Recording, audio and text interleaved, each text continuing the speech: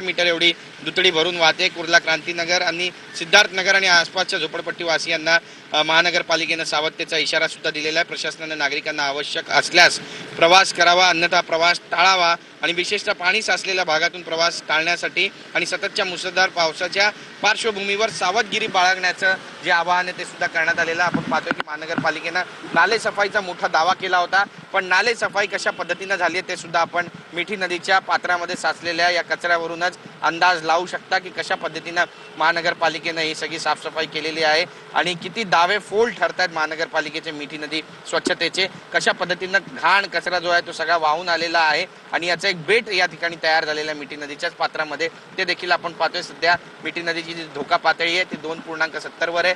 4 इतकी धोका पातळी आहे आणि 4.3च्या वर जर ही धोका पातळी ओलांडली 3 मीटरच्या वर तर मग प्रशासनाकडून आसपासच्या सर्व क्रांतीनगर असू द्या किंवा आसपासच्या झोपडपट्टीवासियांना इथून स्थलांतर करण्याच्या सूचना देण्यात आलेल्या आहेत। त्यामुळे आज जर पावसाचा जोर कायम राहिला तर मात्र इथली स्थिती कशी राहणार आहे हे सुद्धा पाहणं महत्त्वाचं ठरणार आहे। कॅमेरा पर्सन संतोष कदमसह गिरीश गायकवाड, TV9 मराठी, मुंबई।